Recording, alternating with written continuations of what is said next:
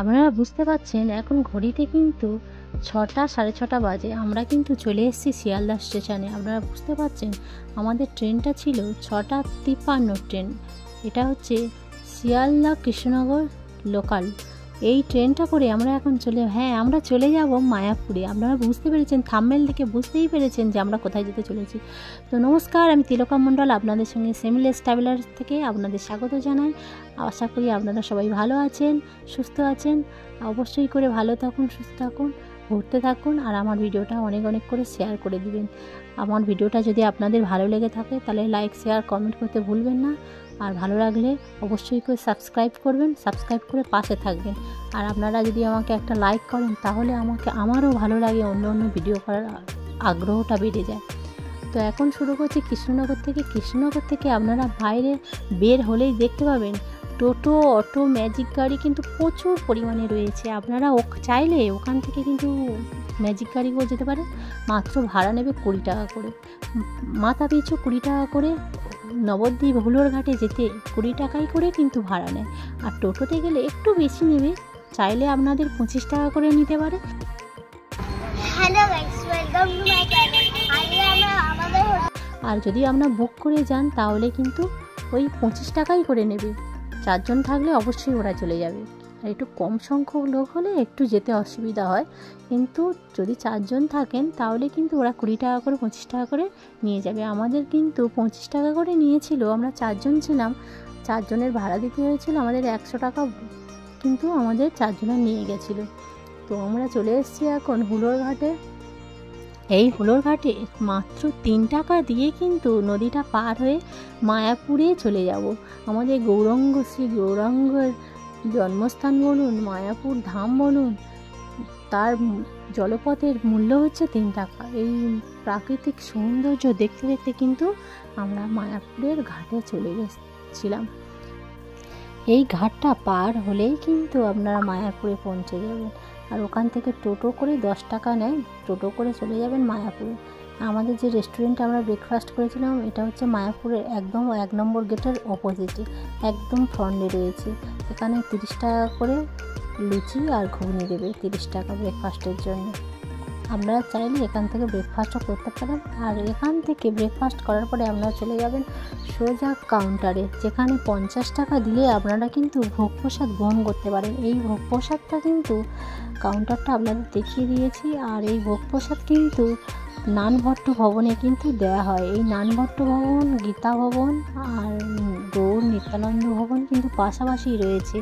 এই ভবনগুলো কিন্তু আপনারা থাকতে পারেন। এর মূল্য কিন্তু খুব কম। আপনারা চাইলে বুক করতে পারেন, কিন্তু এগুলো অনলাইনে বুক হয় না, এগুলো অফলাইনে বুক করতে হয়। আপনারা কিন্তু অফলাইনে এসে বুক করবেন। আমি কিন্তু এইগুলো দেখিয়ে দিলাম, গৌর নিত্যানন্দ ভবন, গীতা ভবন আর নানভট্ট ভবন দেখিয়ে দিয়েছি। আপনারা চাইলেন বুক করতে পারেন, কিন্তু অফলাইনে, এগুলো অনলাইনে বুক হয় না। আপনারা চাইলে এখানে এসে বুক করতে পারেন। এর মূল্য কিন্তু খুব কম, আপনাদের খুব অল্প টাকা এখানে আপনারা থাকতে পারবেন। আর আমাদের যে হোটেলটা ছিল এটা হচ্ছে সাথী ভবন। এটা কিন্তু সবে তৈরি হচ্ছিল। এর রুমগুলো কিন্তু নিট অ্যান্ড ক্লিন, খুব পরিষ্কার, গিজার সব কিছু রয়েছে। এর ভাড়া কিন্তু 800 থেকে 1000 টাকা। আর একটু ইস্কন মন্দিরের একটু দূরে, কিন্তু খুব সুন্দর নিরিবিলি পরিবেশে থাকার জন্য একদম উপযুক্ত জায়গা। আপনারা চাইলে এটাও বুক করে নিতে পারেন। এর বুকিং কিন্তু অনলাইনে হয়, অফলাইনে নয়। অনলাইনেও বুকিং হয় আর অফলাইনেও বুকিং হয়। আপনারা চাইলে বুক করে নিতে পারেন। আমি ডেসক্রিপশান বক্সে এর নাম্বার, ফোন নাম্বার দিয়ে দেবো, আপনারা চাইলে বুক করতে পারেন। আর আপনারা কিন্তু মায়াপুরে কিন্তু সারা বছর আসতে পারবেন। মায়াপুরটা এমন একটা জায়গা, আপনারা কিন্তু সারা বছর এখানে কিন্তু ভ্রমণ করতে পারবেন। আর আপনাদের এখানে নিরিবিলি পরিবেশে আপনাদের কিন্তু মন একদম শান্ত হয়ে যাবে। ভাগীরথী কার পার্কিংয়ের সামনে থেকে আপনারা কিন্তু অনেক দোকানপাট পেয়ে যাবেন। আপনারা কিন্তু প্রচুর জিনিস মায়াপুরে কিন্তু প্রচুর দোকানপাট রয়েছে, যেখানে আপনারা খুব সুন্দর সুন্দর জিনিস পেয়ে যাবেন। ঠাকুরের জিনিস, বিভিন্ন জামা কাপড় থেকে শুরু করে ঘি, চন্দন, বিভিন্ন ধরনের জিনিস খুব সুন্দর পেয়ে যাবেন। আপনারা কিন্তু এখান থেকে কিনতে ভুলবেন না। আর আপনারা চাইলে মায়াপুরটা ভালোভাবে ঘুরতে, তাহলে বেশি নয়, মাত্র 150 টাকা দিয়ে আপনারা কিন্তু এখানে বুক করে নিতে পারেন একটা টোটো। আর আপনারা কিন্তু সারা বেলা কিন্তু ঘুরতে পারবেন মায়াপুরে। আমরাও কিন্তু 4 জন ছিলাম, 150 টাকা দিয়ে একটা টোটো বুক করে আমরা কিন্তু পুরো মায়াপুরটা কিন্তু ঘুরেছিলাম।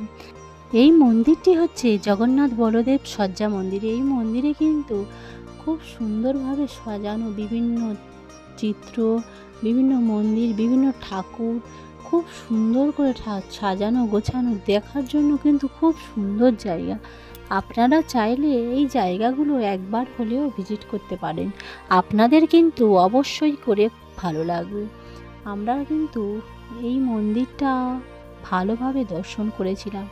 আর এই মন্দিরের শান্ত পরিবেশ, সৌন্দর্য দেখে আমরা এখানে অনেকটা টাইম কাটিয়েছিলাম।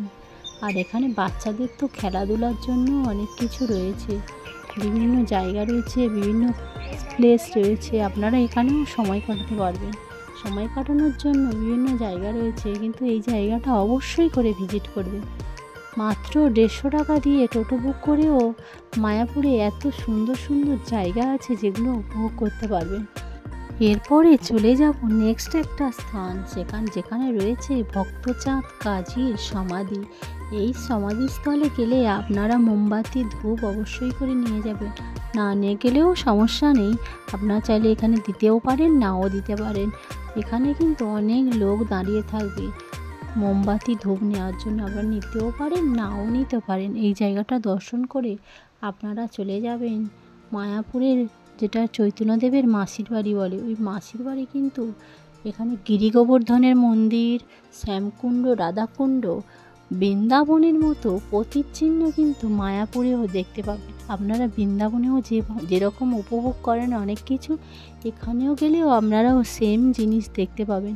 কিন্তু একটাই, সেটা হচ্ছে আপনাদের কিন্তু ভিতরে কোনো ছবি বা ভিডিও করতে দেবে না, এখানে এটা অ্যালাউ নেই। এইগুলো কিন্তু ছবি ভিডিও পেতে গেলে আপনাদের কিন্তু এর একটা ওয়েবসাইট আছে, সেই ওয়েবসাইটে বা ইউটিউব চ্যানেলও আছে, যেখানে আপনাদের দেখতে হবে। এর ভিতরের মন্দিরের কিন্তু ছবি ভিডিও কিন্তু করতে দেয় না। বিভিন্ন মন্দির রয়েছে, আপনারা দর্শন করুন, দেখুন, কিন্তু ভিডিও বা ফটো আপনাদের কিন্তু তুলতে দেয় না। মন্দিরের ভিডিও করতে দেবে আপনাকে, কিন্তু মন্দিরের প্রতিমা বা বিগ্রহর কিন্তু ফটো ভিডিও কিন্তু করতে দেবে না। এখানে সব জায়গায় কিন্তু বারণ করা আছে, আপনারা কিন্তু ভিডিও বা ফটো কিন্তু তুলতে পারবেন না। আমরা কিন্তু দিনের বেলা চারিপাশটা ঘুরে কিন্তু রাত্রের মায়াপুরের কিন্তু কীর্তন বা মায়াপুরের আরতি দেখতে কিন্তু গিয়েছিলাম। আপনারা কিন্তু মায়াপুরের সন্ধ্যের টাইমটা অবশ্যই কাটাবেন। এখানে আরতি বা কীর্তন করেন যারা, খুব সুন্দর লাগে। আমার তো খুবই ভালো লেগেছে, আপনারাও ভিজিট করবেন, আপনাদেরও আশা করি ভালো লাগবে। আর আমার চ্যানেলে যদি যারা নতুন হয়ে আছেন, তারা অবশ্যই করে একটা লাইক, শেয়ার, সাবস্ক্রাইব করে দেবেন। আর বিশেষ করে আপনারা কিন্তু একটা লাইক এবং একটা কমেন্ট করতে ভুলবেন না। আপনারা যদি একটা লাইক ও কমেন্ট করেন, তাহলে আমারও ভিডিও করতে আগ্রহী হই। আপনারা আমার পাশে থাকুন, সুস্থ থাকুন, ঘুরতে থাকুন। আমি আশা করব আপনারা সবাই ভালো থাকবেন। আর কেমন লাগলো ভিডিওটা অবশ্যই করে কমেন্ট করে জানাবেন। ধন্যবাদ।